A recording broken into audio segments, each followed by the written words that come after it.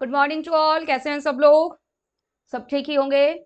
चलिए अपने MCQ series को हम आगे बढ़ाते हैं। देखिएगा आज का पहला जो क्वेश्चन है आपका, फुकुशिमा दुर्घटना निम्न में से किस एक से संबंधित थी? ये आपको पता होगा, फुकुशिमा दुर्घटना जो हुआ था ये कहाँ हुआ था आपका? जापान में हुआ था। कब? 11 मार्च 2011 को। ये किससे रिलेटेड है? रेडियोधर्मी विकिरण, भूकंप, परमाणु विस्फोट या फिर सुनामी? ये रिलेटेड है आपका रेडियो एक्टिव रेडिएशन से। ठीक है। नेक्स्ट है चेरनोबिल त्रासदी। ये जो चेरनोबिल त्रासदी है ये आपका हुआ था यूक्रेन में। ये किससे रिलेटेड है? रेडियोधर्मी विकिरण, परमाणु विस्फोट, भूकंप, ज्वालामुखी उद्गार। ये भी रिलेटेड होगा। चेरनोबिल त्रासदी जो हुआ था रेडियोधर्मी विकिरण से ही रिलेटेड है। कब हुआ था ये आपका? 26 अप्रैल 1986 को। आगे बढ़ते हैं। ध्वनि प्रदूषण के मापन की इकाई है, ये आप बचपन से ही पढ़ते आ रहे होंगे। जो यूनिट है नॉइज पॉल्यूशन मेजरमेंट का, वो क्या है? डेसिबल है। नेक्स्ट है आपका हरित गृह प्रभाव निम्नलिखित द्वारा है। पहले ये देखिए ना, हरित गृह प्रभाव है क्या? The greenhouse effect in due to. Greenhouse effect आप किसको बोलते हैं? ये ग्रीन हाउस इफेक्ट जो है ये आपका एक प्राकृतिक प्रक्रिया है। ये करता क्या है? पृथ्वी के तापमान को इतना मेंटेन करके रखता है कि जीवन इसके ऊपर बना हुआ रहे। यानी कि पृथ्वी के वायुमंडल में जो मौजूद कुछ गैसें हैं, वो सूर्य की गर्मी आती है, उस गर्मी को रोककर पृथ्वी के टेम्परेचर को मेंटेन करके रखता है, पृथ्वी को गर्म करके रखता है।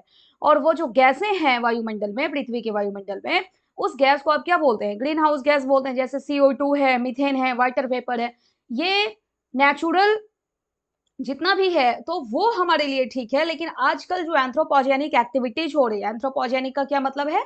हमारे द्वारा, यानी कि मानव जनित जो एक्टिविटीज है, मैन मेड एक्टिविटी जो है, उसके कारण ये ग्रीन हाउस गैसेज बढ़ रही है। अब बहुत ज्यादा अगर बढ़ जाएंगी तो पृथ्वी का टेम्परेचर भी बढ़ जाएगा।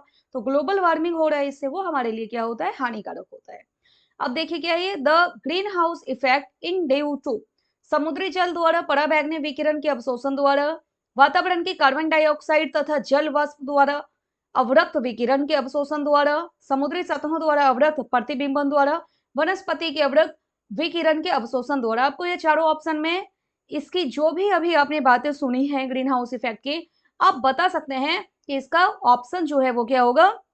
बी होगा। वातावरण की कार्बन डाइऑक्साइड तथा जल वाष्प द्वारा अवरक्त विकिरण के अवशोषण द्वारा ये जो है आपका ग्रीन हाउस इफेक्ट होता है। ठीक है, आगे बढ़ते हैं।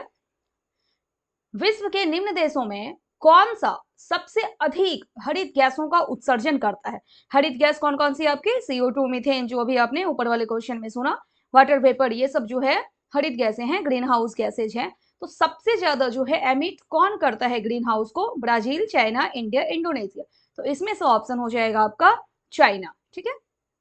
नेक्स्ट है, निम्नलिखित में से कौन हरित गृह प्रभाव का परिणाम है?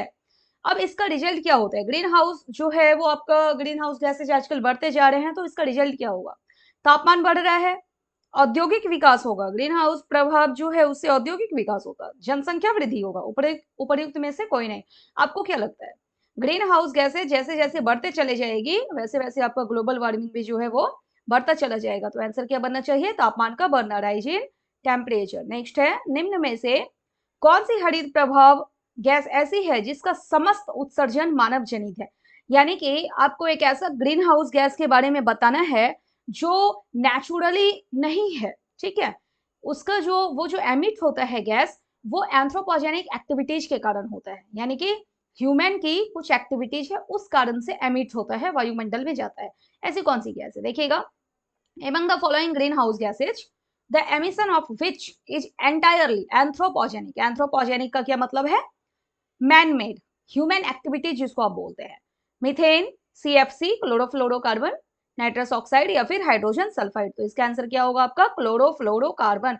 ये क्लोरोफ्लोरोकार्बन जो है कैसे रिलीज होता है? आप रेफ्रिजरेटर सब यूज करते हैं, AC सब यूज करते हैं, तो उससे ये रिलीज होता है और वायुमंडल में जाता है। ठीक है।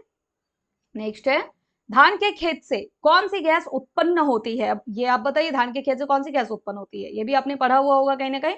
क्या है आंसर? इसका मीथेन है। ठीक है। ग्लोबल वार्मिंग का मुख्य कारण है, आप देख रहे हैं कि टेम्परेचर जो है आजकल वो बढ़ता जा रहा है, तो मेन रीजन क्या है इसका? ग्रीन हाउस प्रभाव, बाढ़, भूकंप, ज्वालामुखी। आपको क्या लगता है आंसर क्या बनना चाहिए इसका? ग्रीन हाउस इफेक्ट बनना चाहिए। ठीक है, ग्लोबल वार्मिंग का मुख्य कारण हो गया आपका ग्रीन हाउस प्रभाव। नेक्स्ट, निम्नलिखित में से किसे भूमंडलीय कार्बन सिंक माना जाता है? कार्बन सिंक आप किसको बोलेंगे? जहां CO2 ज्यादा से ज्यादा एब्जॉर्ब हो उस जगह को आप क्या बोलते हैं? Carbon sink. Which one of the following is considered to the global carbon sink? Antarctica हिमखंड, सहारा मरुस्थल, भूमध्य रेखीय वर्षा के वन और आर्कटिक महासागर। इन चारों में अगर देखा जाए तो कार्बन सिंक आप बोलते हैं भूमध्य रेखीय वर्षा के वन को। रीजन क्या है? ये बड़े पैमाने पर क्या अवशोषित करते हैं? कार्बन डाइऑक्साइड को अवशोषित करते हैं, CO2 को अवशोषित करते हैं, इसलिए इनको बोला जाता है ग्लोबल कार्बन सिंक। किसको बोला जाएगा? भूमध्य रेखीय वर्षा के वन को। ठीक है, नेक्स्ट है, भारत में निम्नलिखित में से कौन सा उद्योग हरित गृह उत्सर्जन में सर्वाधिक योगदान रखता है? यानी कि लार्जेस्ट कंट्रीब्यूटर जो है ग्रीन हाउस एमिशन का, वो सबसे ज्यादा इसमें से कौन सी इंडस्ट्री है? सीमेंट, फर्टिलाइजर, पावर और स्टील। इन चारों में अगर देखा जाए और इंडिया की यहाँ पे बात हो रही है तो सबसे ज्यादा जो आपका पावर इंडस्ट्री है, इससे ग्रीन हाउस जो है, ग्रीन हाउस गैस वो आपका एमिट होता है। लार्जेस्ट कंट्रीब्यूटर जो है वो पावर इंडस्ट्री है। रीजन इसका ये है ना, क्योंकि ये आधारित होता है आपका coal based thermal power plants पे, और ये जो है आपका coal based thermal power plants ये क्या एमिट करेगा? ज्यादा से ज्यादा मात्रा में CO2 एमिट करेगा, और CO2 जो है वो आपका ग्रीन हाउस गैस है। ठीक है, आगे बढ़ते हैं। नेक्स्ट है, विश्व के तापमान में निरंतर वृद्धि का क्या परिणाम होगा? अगर कंटिन्यू टेम्परेचर बढ़ता चला जाए तो इसका रिजल्ट क्या होगा? क्या होगा इससे? हिम का पिघलना। आपको पता है गर्मी जैसे जैसे बढ़ेगी वैसे वैसे जो बर्फ है वो क्या होता है? पिघलता है, क्योंकि आपको पता है बर्फ जो है वो गर्मी से ही पिघलता है।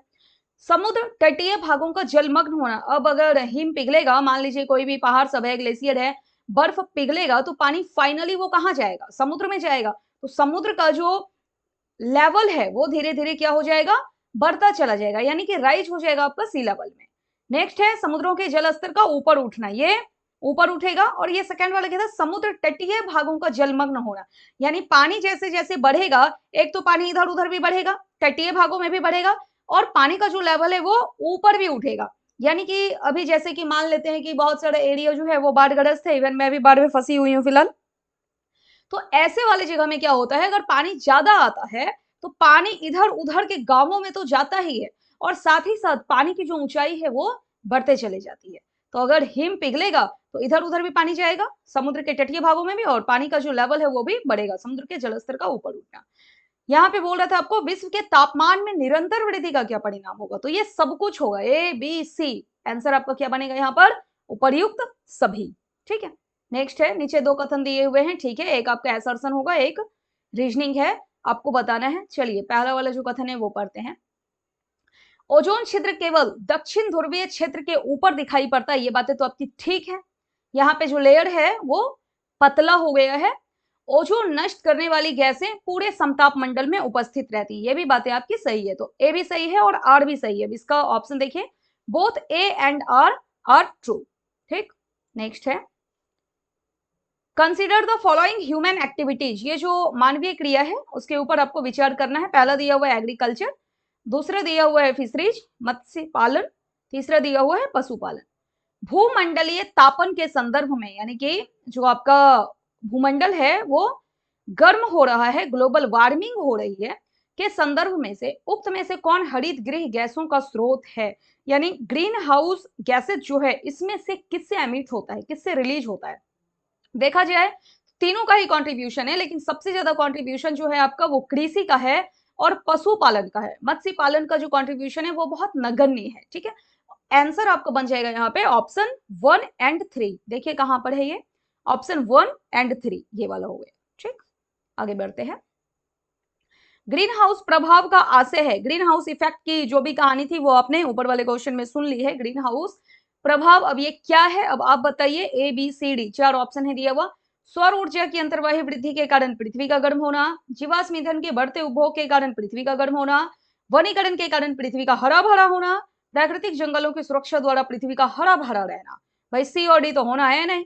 पूछा था आपसे ग्रीन हाउस इफेक्ट A और B में, आपको क्या लग रहा है क्या होगा? आपने अभी तक जितनी भी कहानी ग्रीन हाउस इफेक्ट की सुनी है ऊपर वाले क्वेश्चन में जो आपने सुना था, शायद क्वेश्चन नंबर 102 या 103 था आपका, तो क्या है? सौर ऊर्जा की अंतर्वाही वृद्धि के कारण पृथ्वी का गर्म होना, यही है आपका ग्रीन हाउस इफेक्ट। ठीक है, आगे बढ़ते हैं। सबसे बड़ा ओजोन छिद्र है, सबसे बड़ा ओजोन छिद्र कहां पे है?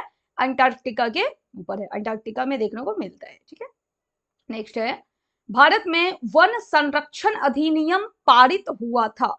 Forest conservation act, forest conservation act जो है वो इंडिया में पास किया गया 1980 में। नेक्स्ट है, भारत में राष्ट्रीय वन्य जीव संरक्षण अधिनियम, ऊपर जो था आपका वो क्या था, फॉरेस्ट कंजर्वेशन एक्ट, यह है आपका national wild life protection act. ये कब पास किया गया था, ये किया गया था इंडिया में 1972 में। ऑप्शन देखिए 1972, पहला ऑप्शन आपका करेक्ट हो जाएगा। ठीक है, याद रखिएगा, national wild life protection act in India pass in 1972। आगे बढ़ते हैं, भारत में जल प्रदूषण निवारण एवं नियंत्रण अधिनियम पारित हुआ था। अब ये water preservation and control of pollution act, ये इंडिया में कब पास किया गया था, ये किया गया था इसके 2 साल के बाद। ये जो आपने अभी देखा ना, national wild life protection act 1972 था, ये किया गया है आपका water preservation and control of pollution act, ये पास हुआ है 1974 में। ठीक है, आगे बढ़ते हैं, मॉनिट्रियल प्रोटोकॉल का उद्देश्य है, मॉनिट्रियल प्रोटोकॉल एम्स एट, ये आपका किससे रिलेटेड है, कार्बन डाइऑक्साइड के प्रवाह को नियंत्रित करना, ओजोन नष्ट करने वाले पदार्थों की कमी करना, जैव विविधता संरक्षण या जल प्रदूषण नियंत्रण। देखिए यहाँ पे आपका मॉनिट्रियल प्रोटोकॉल ये रिलेटेड है ओजोन लेयर से। ठीक है, reduction of ozone depleting substances, ये ना अक्सर मैचिंग में भी ये क्वेश्चन पूछे जाते हैं। तो ये आपका मॉनिट्रियल प्रोटोकॉल जो है वो रिलेटेड होगा ओजोन डिप्लीटिंग सब्सटेंसेज को रिड्यूस करने को लेकर। ठीक है, यानी कि ओजोन से रिलेटेड है। ऑप्शन आपका बन जाएगा यहाँ पे 120 का बी। आगे बढ़ते हैं, निम्न में से कौन एक विषय प्रमुख रूप से मॉन्ट्रियल प्रोटोकॉल से संबंधित है, ये वापस से आ गई, ये किससे रिलेटेड होगा, ओजोन लेयर से रिलेटेड होगा। जहां भी आपको ओजोन मिल जाए ना, वो आपका आंसर यहाँ पे सही बनेगा। देखिए, सागरीय जल में केबल नेटवर्क, आतंकवाद के विरुद्ध, कहां से आतंकवाद आ गया भाई बीच में, ओजोन परत का क्षरण, बाह्य अंतरिक्ष का अन्वेषण, क्या होगा आपसे पूछा था, मॉन्ट्रियल प्रोटोकॉल। क्या होगा चारों में, जहां भी आपको ओजोन दिखेगा वो ऑप्शन आपका सही होगा, यहाँ पे होगा डिप्लीशन ऑफ ओजोन लेयर। ठीक है, आगे है क्योटो प्रोटोकॉल। अब ये देखिए, एक तो आपने देख लिया मॉनिट्रियल प्रोटोकॉल, एक है आपका क्योटो प्रोटोकॉल का संबंध प्रमुख रूप से निम्न में से किस एक से है। Kyoto protocol is mainly concerned with which one of the following, सर्वव्यापी रोगों को रोकना नहीं है, संकटापन्न पादप वो प्राणी प्रजातियों की सुरक्षा, हरित गृह गैसों के उत्सर्जन में कमी, संयुक्त राष्ट्र के सदस्य देशों द्वारा जैव सुरक्षा मानकों का अवलोकन। देखिए, अभी जो आप देख रहे थे ना मॉन्ट्रियल प्रोटोकॉल, वो रिलेटेड किससे हो जाएगा, अभी जो ये आप देखे थे इससे रिलेटेड 2 क्वेश्चन, ये रिलेटेड है ओजोन लेयर से। ठीक है, और ये जो है आपका क्योटो प्रोटोकॉल, ये रिलेटेड है ग्रीन हाउस गैस से। तो जहां भी आपको ग्रीन हाउस गैस मिलेगा वो आपका करेक्ट आंसर बनेगा। बोल रहा था Kyoto protocol is mainly concern with which one of the following, answer क्या बनेगा, हरित गृह गैसों के उत्सर्जन में कमी, reduction in the emissions of green house gases. Clear है, अगर बात करें क्योटो प्रोटोकॉल की, किससे रिलेटेड होगा, हरित गृह गैसों से। अगर बात करें हम मॉन्ट्रियल प्रोटोकॉल की, वो किससे रिलेटेड होगा, आपका ओजोन लेयर से। ठीक है, नेक्स्ट है,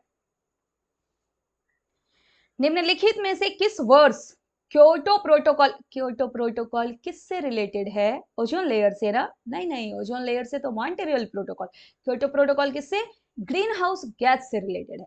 तो क्योटो प्रोटोकॉल पर जो है हस्ताक्षर कब किए गए थे, ये हुआ है आपका 11 दिसंबर 1997 में। कहां पे किया गया, क्योटो, और क्योटो कहाँ है भाई, जापान में है। ठीक है, ध्यान में रखिएगा, क्योटो प्रोटोकॉल पे जो साइन हुआ था कब हुआ था, 1997 में हुआ था। आगे है, When was United Nations Environment Program launched? ये यूनाइटेड नेशंस एनवायरमेंट प्रोग्राम कब लॉन्च किया गया, 1972 में किया गया था। डेट 5 जून 1972। ठीक है, यूनाइटेड नेशंस एनवायरमेंट प्रोग्राम, और यही जो है ना आपका यूएनईपी, ये लीड करता है किसको, वर्ल्ड एनवायरमेंट डे को। और वर्ल्ड एनवायरमेंट डे हम कब सेलिब्रेट करते हैं, यहाँ पे आपने क्या डेट देखा, 5 जून 1972 ना, 1973 से वर्ल्ड एनवायरमेंट डे सेलिब्रेट करना हमने शुरू कर दिया था। इसको लीड कौन करता है, यूएनईपी, यानी कि यूनाइटेड नेशंस एनवायरमेंट प्रोग्राम। विश्व पर्यावरण दिवस कब मनाएंगे? कब मनाएंगे भाई? अभी जो आपने ऊपर देखा 5 जून 1972 और ये सेलिब्रेट करना शुरू कर दिए थे हम 5 जून 1973 से ही, ठीक है। तो आज के लेक्चर में आपने देखा है 25 क्वेश्चंस, अब 25 जो रिमेनिंग है वो हम नेक्स्ट लेक्चर में देखेंगे। Okay, thank you.